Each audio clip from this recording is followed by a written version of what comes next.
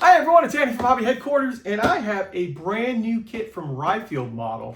Today we're going to be looking at this guy right here. This is the 35th scale JS2 Russian heavy tank from World War II. Plus also we have the JS2 model 1944 upgrade kit. We have some 3D printed tracks that are also coming out, and also a set of workable tracks that will be available separately as well. Although the kit itself inside says that it has workable tracks inside, so I don't know if this is are different. We'll take a look obviously inside and see if they are, or if it's just a set that they're making for aftermarket for some of the other JS2s that are on the market. So what we're going to do today is we're going to take this, open it up at the bench over there, and show you all the parts inside. So let's get started.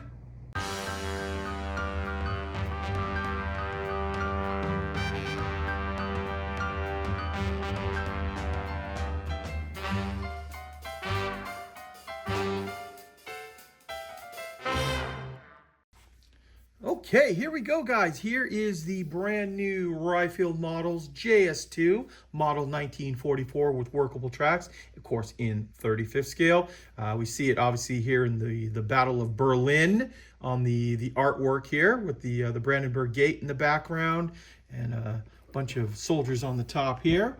Just let you see some of the side view. This, like I said earlier, does have the workable tracks, and I was actually comparing it that these tracks inside this box right here are the identical tracks that come inside the kit, because I had to open all the bags, of course, and see all that stuff, and is the same ones inside. So these are done up as a aftermarket, that if you have like the Tamiya kit or one of the old Dragon kits, I guess, that you want to upgrade the tracks into these workable type. Here they are right here. So these are going to be available separate. So when I show you the tracks inside, just keep in mind that is what comes inside here. But we also will take a look at these right here. These are the JS2, JS3, and work on the 122 and the 152. These are a 3D printed workable track, and these have like a metal pin inside there, so a little bit, maybe a little bit more detail. We'll take a look at them and compare them side by side with the other tracks as well.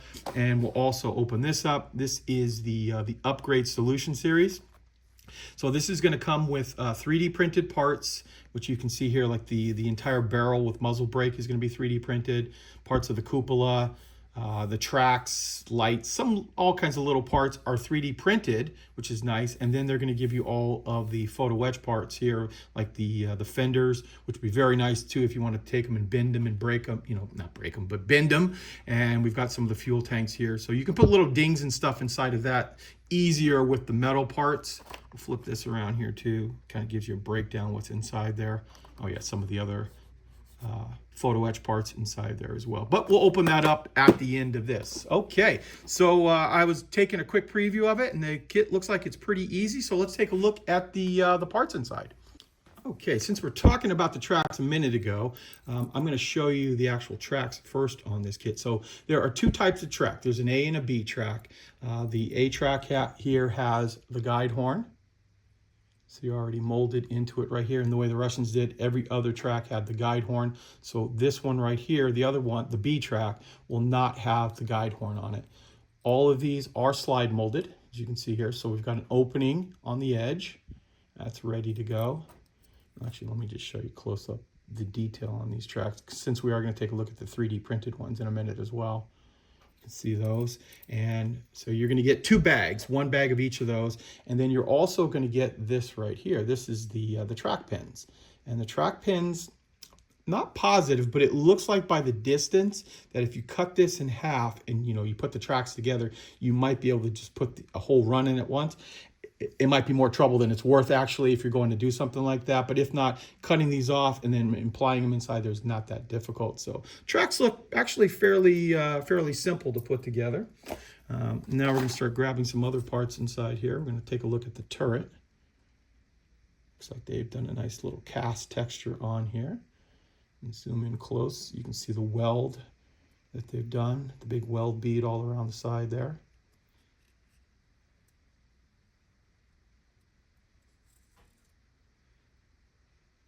And hopefully you can see, if we can get the light to reflect off it nicely, you can see that texture. Yeah, there we go. So there we go. There is our turret. Next up, we have our lower hull, and it is mostly a bathtub style, a very shallow bathtub, but a true bathtub nonetheless. Show you the detail that we've got on here.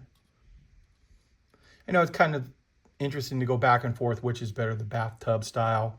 Obviously, it's a lot easier to put together because all the sides are on there.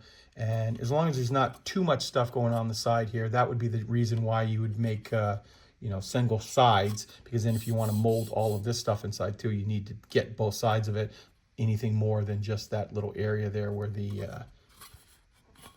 torsion bars go through. So there we go. So there is a look at the lower hull. And now we're going to take a look at the D sprue here. And you will get two of this particular sprue right here. And on this sprue, we are getting all of the road wheels. You can see all of those, quite a few. And then it goes over to like drive sprocket and the final gears on that. Return roller would get attached to this. And then we've got our suspension arms. There's the actual drive sprocket. Those are the return rollers. The plastic extra fuel tanks that if you don't get the aftermarket kit, you can use those. And then a bunch of other little parts on the side there. Tow cables, ends, there are slide molded. There's the horn. It's slide molded too. I believe that's the horn. It looks like it would be a horn. If it isn't, please tell me in the comments if that is a horn or not, because I think it is. And you will get, like I said, 2 sprues of the D sprue for that. Next up, we have the B sprue. So this one is the bottom of the turret. See, we've got casting on there. Oh, actually, B and C sprue together, so didn't notice that other little part. There is a plastic barrel inside here. And actually looking too, there is not an aluminum barrel in this kit. So there is just the plastic barrel, although there are no real steps in this. So I think gluing it and sanding it shouldn't be very difficult. The muzzle brake on this kit, though, I'll show you in a minute, is 3D printed. So it has that big weld down the middle of it, because the way the Russians built it was they built it in halves and then just welded it together. So there you go. There is a look at your B and your C sprue. Just a couple parts down there. And honestly, there's only one other sprue here to take a look at. That is this one right here. This is the A sprue. This is the majority of your plastic. There is a sprue of polycaps that I'll show you, but yeah, this is it. So let's take a look at this here. We've got the front end of the tank. Get the light to reflect on it so you can see the pitting on the cast texture. I'll move on over here to the rear engine deck. The louvers there.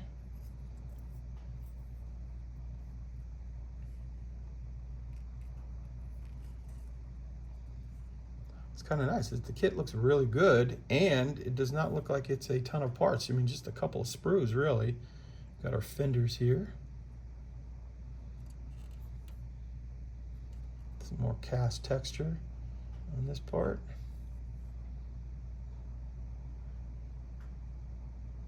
Some more louvers, some spare track.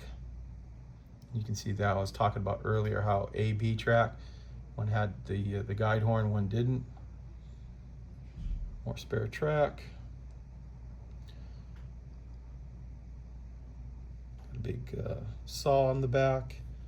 And that is it. And then, as I said earlier, we get a thing of polycaps, so we don't need to open up. Oh, actually, there is one other sprue in here, clear parts. So we've got our light covers, and there we are.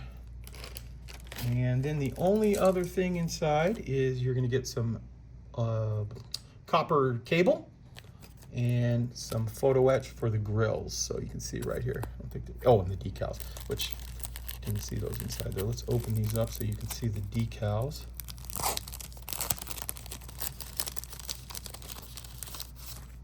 And probably going to be easier to see when we show you the instructions what the decals look like inside there, but some just typical late war Russian decals.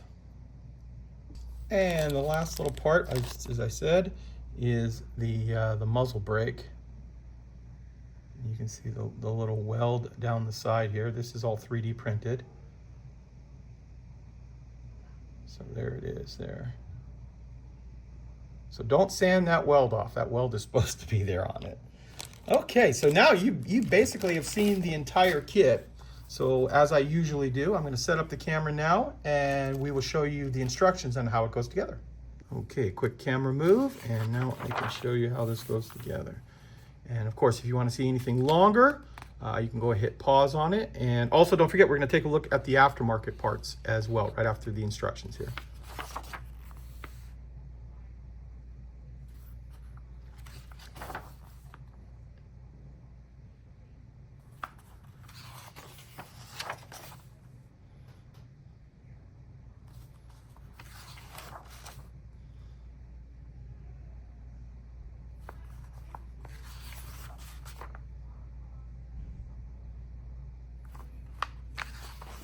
So there you go, just like that. That is the completion of the kit. Only 20 steps, and then here are the markings for it. And as I said, they're pretty basic stuff right there. You could paint your white line on there around the turret. That always really pops really nicely on that. And then it's just going to be multiple versions, similar paint job, and then we have one winterized one as well. Okay, and actually that was a Polish unit too. Okay, so there is a look at the JS2. And now what we can do is we can take a look at these two sets. So what I'm gonna do is I'm gonna take a second, open it all up, and show you what they look like. Okay, so let's jump in, and we're first taking a look at these guys right here, the aftermarket tracks. They are gonna come with the A and B set, just like the other one, all molded on one big sprue tree, whatever we want to call this right here. And these are the ones without the guide horn. And what I've done is I've taken the other one with the guide horn and taken it off so you can see close up, because I know they're all turned sideways, and this way you can see the detail on the 3D printed tracks. Of course, they're all hollowed out, because you're also going to get a bag of these here. These are pre-sized, looks like brass pins that are going to go inside of that. You will also get the track jig, which you can see here. You just line them up and you should be able to go right down the line, touch a super glue on the end, and glue the pins right into place. So that is included inside, and didn't show this on the box, or at least I didn't see it on there. You're also going to get 2 new drive sprockets. And I guess it's so it lines up perfectly with the 3D printed tracks. Pretty nice right there too. So if you're interested in something different other than the workable tracks that come inside, they are going to offer up. Also, here's the other sprue of the, you can't really see any of the track. That's why I broke the one off there so you could see it. But lots of track pieces in there, and taking them off the sprue shouldn't be that difficult. I think once you get it on the bottom, because you see there's just a small amount right there. I had no problem taking the other ones out. In fact, a few of them were falling off too, just from being in the box, but no other damage on it. So there you go. So there is a look at the 3D printed tracks from Ryefield. Okay, so next up we have the Upgrade Solution series. This is all of the photo etch and 3D printed parts. Here is the barrel. So it's the same muzzle brake, but it's already attached to a 3D printed barrel. So that's nice.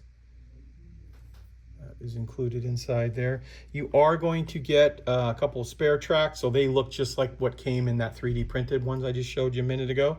So we need to break any of those off. And then we have some accessories. So we've got parts of the cupola, like I told you, the light, a few other parts like the some of the towing parts. Yeah, just stuff like that. So a good little aftermarket. You will also get a couple of the pins for the tracks put together. And I don't know if these are antennas or not. It might be actually part of the grab handles for the side of the turret, since it's supposed to come with those. And then you will also get a couple of big frets of photo etch. So first we have this one right here. Try not to blind the camera too much, but give you an idea of what comes inside of it. And then you've got the one for the fenders. So lots of photo etch and a decent amount of 3D printed parts. Let me just double check that, because I think that's what those are.